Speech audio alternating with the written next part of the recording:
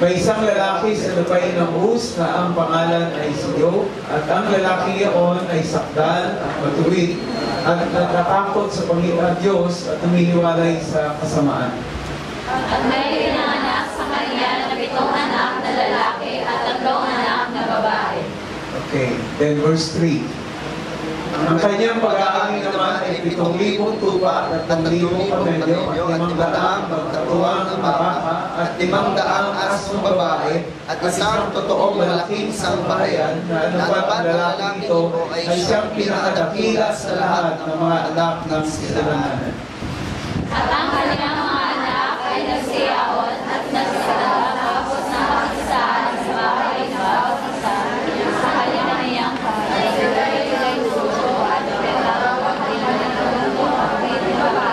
Upang magsikain at pagsiinom ng kasama nila. Okay, verse 5. At nangyari na ang paraan ng mga kaarawan ng kanilang pagpipista na si Job ay nagsuko at pinagkapanan sila at bumangon maaga sa kinamagahan at nagandog ng mga handog na susunugin ayon sa bilang nilang lahat, sapagkat sinabi ni Job, marahil ang aking mga anak ay nakakasala at pinakoy ang Diyos sa kanilang mga puso, ganito ang ginawa ni Job na palagi. Isang araw nga na ang mga anak ng Diyos ay magkakaroon ng pagharap sa Panginoon, na si Satanas ay nagkaroon din naman na kasama nila. Verse 7. At sinabi ng Panginoon kay Satanas, saan ka nanggaling? Nang magkagayon sumagot sa Satanas sa Panginoon at sabi, sa pagkakaroon pa rito sa lupa at sa manhing manaog doon. At sinabi ng Panginoon kay Satanas, iyo ba ang pinansin ang aking lingkod na si Job, sapagkat walang gaya niya sa lupa, at sasakdal at lubid na lalaki, na natatakot sa Diyos at humihiwalay sa kasamaan. Verse 9. Nang magkagayon sumagot sa Satanas sa Panginoon at sabi, natatakot ba na walang kabuluhan si Job sa Diyos? Hindi mo ba binuha at ang kanyang samalay, at ang lahat niyang tinatawid sa bawat lakot, iyong pinag-aala ang gawa ng kanyang mga kamay, at ang kanyang nag-aaral ay lumamig sa lupain. All together, verse 11. Ngunit Pagbuhatan mo sa iyong kamay ngayon, at dalawin mo ang lahat niyang pinatakilig at tatakwil ka niya ng buka. Tayo po'y manalangin. Dakilang Diyos, salamat po ngayong umaga. Naririto kami, Panginoon, upang pag-usapan ang buong pamilya mo at ang buong Panginoong mga kapatid namin na makaalala na totoong mayroong nanay, mayroong tatay, may isang pamilya, Panginoon, sa tahanan ng Panginoon. Ikaw ang nakakaalam sa kalagayan po namin. Kaya kung itinuring, Panginoon, kahit yung mga anak dito sa Bible verse namin pinag-aaralan, ay po namin katagpuin mo ang puso ng bawat isa sa amin. At ikaw, Panginoon, ang patuloy na humamon, kung meron man kami dapat pagsisihan, bagay na ilapit sa iyo, nais po namin idulog ngayong pong umaga. Ito po ang aming muling dalangin. Gamitin mo ang Bible verse na ito at maging pattern, Panginoon, sa aming buhay na wala kami, Panginoong, hinihingi, kundi, Panginoon, ang takot sa iyo at lalo na sa iyong kalooban, maghari nawa sa aming kalagitnaan. Ito po ang aming samudaing sa pangalan ng aming Panginoong Jesus. Amen. Pwede nang tayo po. Ito po ay hindi biro, no? Yung Job chapter 1 verse 1 to 11. And the Bible, sabi nga po diyan, ay napakaliwanag. Anong ginagawa ng kaaway? Anong ginagawa ni Satanas? Paruot parito. No? Ibig sabihin, talagang busy siya. Na kahit si Job ay talagang binabantayan niya. Okay, kaya tiyak lang po dito mga kapatid, kahit faithful or unfaithful, basta anak ng Panginoon, talagang tutuksohin yan ng diablo, itetem ka. No? Ibig sabihin, lahat ng kwento no, patungkol sa isang pamilya ay itinuring na ito pong pamilya ni Job ay talagang tinukso, tinempt ng ating kaaway, walang iba kundi si Satanas. Kaya lahat po tayo nagkataon na tayo po ay family month ngayon. Ilan man ang anak ninyo, baby man ang anak nyo, malaki man ang inyong anak, lahat tayo ay totoong merong mga family problem. Lahat tayo ay tumutukoy sa sinasabi po dito na yung mga rason kung bakit tayo po ay talagang target at biktima ng ating pong kaaway. Walang iba kundi ang ating pong binabanggit si Satanas. Kaya kung meron mang Diablo, siya po yung destroyer. Kung meron mang talagang binabanggit na Diablo sa Bible, siya yung deceiver. No? Kung meron mang Diablo na binabanggit dito, is like a roaring lion na talagang sisirain niya, sisiluin niya ang mga mananampalataya. Kaya hindi natin binabaliwala yung verse by verse na nangyari po kay Job. At sabi nga po dito, kung sa ilang buong banda ng mga chapter ng Job, nabanggit na po yung kanyang asawa doon. Actually, yung asawa ni Job, sabi nga diyan, ay para bang mag-giveaway ka na. Hayaan mo na yung Panginoon mo. Para bang ganun po yung nangyari. No? Matuwid na tao, pero tinukso ng Diablo. Magandang pamilya, pero gustong sirain ng Diablo. Maganda yung pagsasama, pero naroon yung sinasabi nga po doon, kahit sa mga anak ay nakagawa sila ng hindi maganda. Kaya yung passage na ito, na talagang ito po ay napaka-essential warning. No? Ina-awake tayo through righteousness, na talagang sa kabutihan po natin, sa ikagaganda ng buhay natin, bilang mga mananampalataya, ina-awake tayo ng Panginoon. Dahilan po, mga kapatid, sabi nga po natin, yung topic nga natin, kinukonsider natin that every Christian home, bawat mananampalataya, bawat tahanan, ayaw natin pong masira. Amen? Hello? Okay, so samahan ninyo po ako. Yung kwento dito kay Job ay talagang pamamaraan ng Panginoon na patuloy tayo talagang maging matatag. Pamamaraan ng Panginoon na kahit yung kanyang anak, no, ay talagang alam ng Panginoon na tinutokso na itong si Job ng Diablo. No, nandoon pa rin at tinatawag po natin na hindi kailangan i-underestimate ang gawa ng ating kaaway. So, biruin ninyo po, paruot parito. Okay, mapa-active ka, hindi ka active sa church, yung temptation talagang nandoon ng Diablo, paruot parito. Busy siya. Ibig sabihin, hindi kanya tatantanan. Diba? Yung word na hindi tatantanan, talagang every minute, every time, na talagang makikita niya, every day, lahat ng iyong ginagawa, nakabantay siya. No, kaya nga, mga kapatid, ang maganda po sa mensaheng ito, no, bawat mananampalataya, sana po makita natin, magkaroon talaga tayo ng self-control. Sabi nga po dito, si Job ay matuwid na tao. Is faithful, no? Faithful at matapat na sa Panginoon ay tinuturing na siya ay talagang para bang malinis at wala kang makikita kay Job.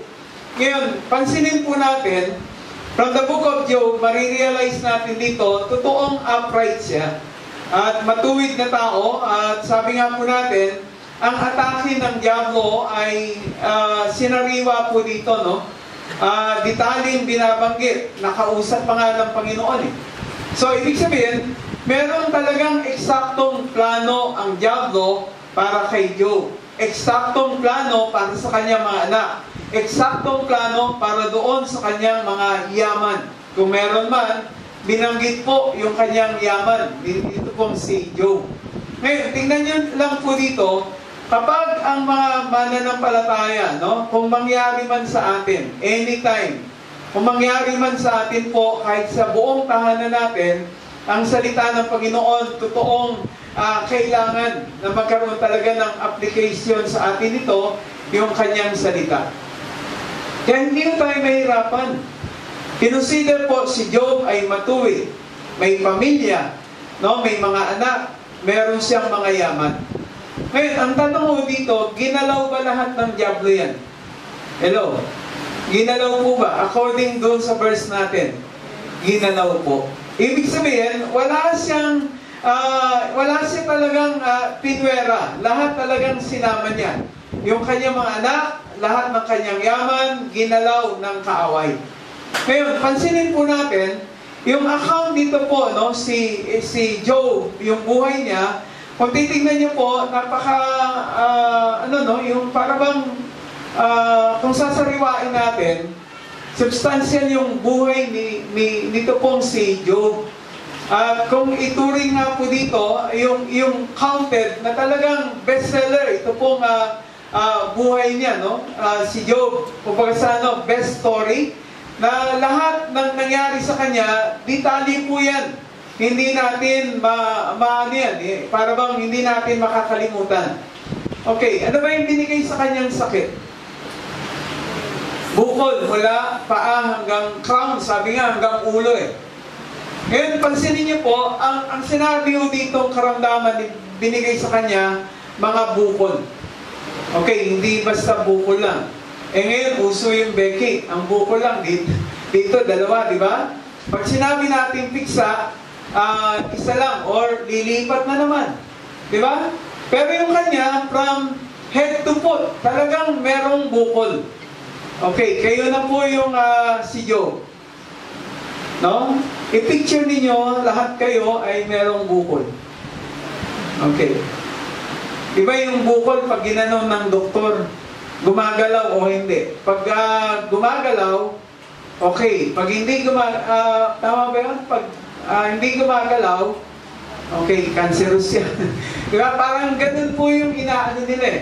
Pero ito si Job, makikita nyo po, yung kanyang karamdaman dito, yung attitude niya, no? Carefully, kung atin pong titingnan si Job, napaka prayerful nitong si Job. Kaya kung natatandaan po natin, bawat believer, bawat tahanan ng believer, talagang tutoksohin tayo. From ama, sa ina, hanggang mga magulang. Okay. So, kanina, sabi ko nga, hindi garantiya na kahit pastor yung tatay, lahat kayo ay naging faithful. No? Hindi garantiya na kayo ay Christian family, hindi lahat guaranteed na kayo po ay talagang sumusunod sa Panginoon. Kaya hirap na hirap tayo. Di po ba? Umamin tayo. Mga nanay, mga tatay, lahat tayo may problema sa ating pong mga anak. Sabi nga po, meron po, pastor.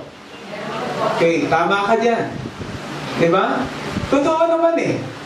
Diba? Yung, halimbawa, ingat na ingat tayo sa anak nating babae. No? Biglang may manliligaw. No? Ilang linggo lang, biglang nabuntis yung anak. Diba? Masakit po yun. Napakahirap po yun. Kaya lahat tayo dumaan sa mga pagsubok po. Lahat tayo ay talagang hindi tayo makakapili ng mga magulang. No? Na lahat tayo hindi tayo makakapili ng mga anak. Nandiyan na yan eh. Diba? Sabi nga, pag mahal ng babae yung asawang lalaki, yung kanyang mga anak ay halos kamukha ng tatay. Diba? Pag yung yung tatay, mahal na mahal yung babae, yung kanyang nagiging anak ay halos kamukha ng tatay. Diba? Parang nangyari ko sa akin yun. Ngayon, yung tatay maliit, tapos nagkaroon ka ng anak na mas malaki sa iyo. Diba? Iba na yung modernong panahon ngayon, yung kinakain, yung lifestyle ng kabataan ngayon, iba na po. Ngayon, ituring po natin, kaya inaaral natin, in the case ni Job, ang idea dito, talagang may plano si Satan. No? Itong ibig sabihin natin dito, behind, sa buhay ni Job, talagang merong working plan. Ito pong diablo. Hindi niya tatantanan. Ito pong si Job. Kaya extraordinary yung action po dito ni Job na maalam pa sa Panginoon eh. Kaya nung tinanong ng Panginoon, saan ka galing Satanas? Paroon pa rito. Siguro that time, hinihingal pa eh, no? Ngayon, isipin niyo po mga kapatid, kahit yung dialogue na yon, yung kanilang confrontation, maiintindihan natin, tingnan niyo po yung chapter 2 verse 7. Okay, tingnan niyo chapter 2 verse 7. Ano pong sabi doon? Sa gayon, umalis si Satanas mula sa harapan ng Panginoon at pinasibulan si Job ng mga masamang bukol. Tingnan nyo, hindi basta bukol na mula sa talampakan ng kanyang paa hanggang sa kanyang puyo. Diba? Birayin ninyo hanggang puyo. Okay, kayo na yung merong bukol mula talampakan hanggang ulo. Kaya nyo? Sige nga. Diba? Tayong lahat talaga, no? Nung nakaraan, teacher lang namin, nagkaroon ng Becky. No? Mas maganda yung Becky, dalawa ka agad. Pag isa yan, isang linggo sa isa, isang linggo sa kabila. Diba? Nung summer, nagkaroon ng, ng tawag dito, yung sore eyes. Ganun lahat eh. Ngayon, pansinin niyo po, no? Yung buhay dito, ang sabi nga po dito, talagang in the presence of the Lord. Na si Job, sabi nga dyan, merong sore boils, yung mula paa, talampakan hanggang ulo. Kahit pa ulit-ulit yan, ikwento sa atin mga kapatid. Kung dadanasin po natin yon, totoong napakahirap. Kaya tinatawag po natin dito, yung family's earthly riches. Kahit anong yaman yan, magkakaproblema ka. Kahit anong dami mong pera, magkakaproblema ka. Why? Ang kalaban mo dito si Satan eh. Ang kalaban mo, evil. So, ibig sabihin, lahat ng pagkakataon, sisilipin ka ng diablo. Kaya ang mananampalataya, talagang ito faithful na eh. No? Ipunto natin yung faithful, mga kapatid. Pastor, siguro ako unfaithful, hindi ako tutuksoin ng Panginoon. Hindi, tapos na si Satan. No? Ang ano lang yan, follow up na lang ang ginagawa niya. Diba? Kaya nga, ang target niya yung mga faithful eh. Pero yung natukso niya na, papalo up niya na lang yan. Diba? Yan, hindi na pala atin ng church, laging nagmo-murmur, laging nagko-complain, hindi na talaga gumagawa sa church, wala nang ministry. Diba? Lahat tayo nagkakaroon ng ganong espiritu. Lahat tayo nagkakaroon ng ganong attitude. Hello? Kahit tayo nasa church, minsan talagang hindi na tama yung focus natin. Ang vision natin, hindi na rin tama. Yung kultura natin na nakikita ngayon sa church, parang gano'n na lang. Ang mga mananampalataya, wala na talagang mga komisyon. No? Na commanded ng Panginoon, go ye and preach the gospel. Go ye and share. Go ye and tell what Jesus, kung ano yung ginawa ng Panginoon sa iyo. Nakontento ka na lang doon sa naligtas. Nakontento ka na lang sa naging member ka. Nakontento ka na lang na uupo, tatayo, kakanta, uuwi. Ganon. Diba? Yun po yung nagiging problema po natin sa mga mananampalataya ngayon. Sabihan mo, magagalit sa pastor. Mag-preach ka ng mabigat, matitisod. No? Amuin mo, lalo namang tumitigas ang ulo. Diba?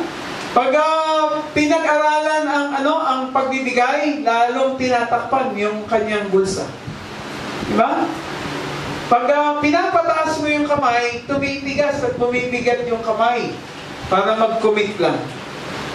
Okay, siya nga pala, mga kapatid, yung November 18, 19, yung ating mga ladies. Hindi nyo talaga kasama ang mga men.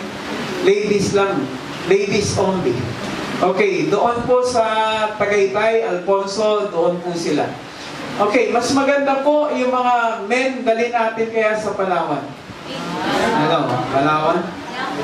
Okay. May nakabantay na doon dalawang bangka na di motor. Ihahatid tayo doon sa lugar at pugad ng mga ng mga alam natin mga masasamang loob. Okay, para bang si Jonah. No? Munta kayo doon, mag-preach kayo, mag-aral kayo. Okay, biro lang Ngayon, kaya ho natin binanggit ito, yung pamilya talagang target po ng diablo yan eh. Kaya kahit family properties, talagang gagalawin ng kaawayan. Okay, naranasan ko na po yan. At hindi pa po talaga tapos yan. No, ibig sabihin, lahat ng mga bagay, good things, mga bagay na pwedeng mangyari sa atin. Halimbawa, minsan, nakakalimutan natin talaga purihin, pasalamatan ng Panginoon. Di po ba? Okay, number one talaga na gusto ng diablo na anuhin sa atin, walang iba kundi ang ating pong yaman. Okay, yung pamilya natin, isa sa yaman po natin. Tingnan niyo po yung verse 9 ng Job chapter 1 verse 9. Okay. Diba? Sabi niya na magkagay sumagot si Satanas sa Panginoon at nagsabi, natatakot ba ang walang kabuluhang si Job sa Diyos? Yan, natatakot. Eh, tandaan ninyo, si Job ay God-fearing po yan eh. May takot sa Panginoon. Okay, how about yung kanyang mga anak? Diba, nangyari nga sa Job chapter 1, mula doon sa kanilang panganay na anak at the house of the elder na kanilang anak, nag-inuman sila doon. No? Nag-inuman. Hello, sino po dito ang umiinom? Yan, nag-inuman, nag-banding. Ganun eh. Ibig sabihin na natin, meron talagang banding yung mga magkakapatid. Kaya lang, nagkataon na yung kanilang katuwaan ay talagang pang-worldly. No? Faithful yung ama, pero worldly yung kanyang mga anak. Okay, masipag yung kanilang tatay sa gawain, pero yung kanilang mga anak ay talagang walang burden sa gawain. Totoo yan. Lahat ng mga pastor, nakakaranas po kami na talagang meron tayong mga anak na faithful, meron tayong mga anak na talagang ayaw sumunod. Yan, totoo yan. Meron akong nakakitang lola, lagi nagpo-forward dito. Sabi niya, Pastor, ang pinapanalangin ko po ay yung mga apo ko. Di po ba? Dati yung mga anak, yung henerasyon ng anak niya, dati napupunta niya sa church, pero yung kanyang apo naman, yung next assignment niya. Kaya tandaan niyo po, tuloy-tuloy yung henerasyon. Sabi nga, kung ano yung iyong tinatanim ngayon, aanihin mo din yan. Di po ba? Amen? Aanihin mo yan. Kung masama ang tinatanim mo, masama din yung magiging resulta ng ginagawa mo. No? Kung mabuti ang ginagawa mo, mabuti din ang mangyayari sa iyo. Totoo yan. Pinakita ng Panginoon, yung good things come from above, na talagang galing yan sa Panginoon, na huwag nating kalimutan. Yung blessing na ibinigay, yung nangyayari sa atin, ibalik natin sa Panginoon, yung lahat ng pinagkaloob sa atin. Kasi minsan, dyan po tayo sinusukat eh. Akala natin yung pag-attend sa church ay para bang utang na loob ng Panginoon. Diba? Kailangan tayo po yung talagang nagpapasalamat. Hindi yung kinakailangan, ay makakarinig na naman tayo ng sermon. Diba? Pagdating sa bahay, tawa ng tawa. Lahat ng serye napanood. Lahat ng bagay nasundan na. Nandiyan dyan yung magte-text, yung magboboto, lahat nagagawa. Pero yung boto sa ginagawa ng Panginoon ay hindi niya nagagawa. So mind you, young people, tingnan niyo po, no? Kaya sabi nga natin, yung tinatawag nga po ditong pamilya, yan ay mga yaman po natin. Kaya si Job, nung makita niya po yon, ang sabi dito sa verse 13, tingnan niyo po, 18, 19, 13, 18, 19. Okay. Yung chapter 1, verse 13. Di po ba yung sabi diyan sa verse 13? Yan, at nangyari isang araw nang ang kanyang mga anak na lalaki at babae ay nagsisikain at nagsisinom ng alak. Okay, Pastor, ano yung alak na yan? Nakakalasing po yan. No? Sa bahay ng kanilang kapatid na panganay. Yung promoter pa yung panganay. Di ba? Dapat siya yung panganay, siya dapat yung nagtuturo. Dapat siya yung panganay, dapat siya yung umaakay. Kaya lang, naakay sa di tama. Totoo yan. Kaya lahat po ng mga anak natin, ikaw nga yung di ba, yung mga ganon. Ito hindi. Nag-banding sila. Sige, inuman tayo. Parang ganon. Kaya ang nangyari po dito, 18-19, sa Job chapter 1, verse 18-19. Samantalang siya ay nagsasalita pa at dumating naman ang iba at nagsasabi, ang iyong mga anak na lalaki at babae nagsisikain at nagsisinom ng alak sa bahay ng kanyang kapatid na panganay. Verse 19, at narito dumating ng malakas na hangin na mula sa ilang at hinampas ang apat sa sulok ng bahay at lumagpak sa mga binata at sila'y nangamatay at ako lamang ang nakatanang mag-isa upang magsaysay sa'yo. Di po ba? Totoo yan. Meron talagang hindi tayo natutuwa kapag meron talagang nasasawi. Naalala ko yung isang lalaki, binilhan ng tatay yung binata, sige, pwede ka na magmotor, pero siya yung dahilan, no? Yung motor na yun yung dahilan na napahamak yung kanyang mga anak. No? Tuwang-tuwa, bilis ng takbo. Yung pala talagang yung ding motor na yun ang nakapagpahamak sa kanyang anak. Minsan, sabi nga po, ipinapanalangin may dahilan. Bakit kailangan? Bakit gagamitin? Lagi natin iniisip yun. Hindi yung kailangan. No? Minsan ganun eh. Hindi natin alam, yung anak pala natin, nervyoso. Pag nakakita ng malaking truck, yung truck ang babanggain. May mga ganun po eh. Dapat tinuturuan mo na yan kahit wala pang sasakyan. Diba? Kaya nga tinatanong, ini-interview yan. Tay, gusto ko ng barin. May mga ganun eh. Ngayon, ang tanong, ano mo itong barin? No? Pag ang sinagot sa'yo, papatayin ko lahat yung nanloloko sa akin. Napakahirap po nun. Nangyari na yan sa Amerika. Kaya isipin niyo po mga kapatid, malaking bagay. Nang sabi nga po dito, yung buhay po ng kanyang mga anak, kahit mga loved ones niya, pwede talagang mapahamak. Ibig sabihin, ang diablo gagawa yan. Kaya ang faithful steward dito, si Job, talagang binigyan siya ng yaman ng Panginoon, bless siya ng Panginoon, pero yung kanyang mga anak ay naging worldly children. Totoo yan. Yung Christian parents, pagka minsan, sana aware po tayo sa atake ng diablo.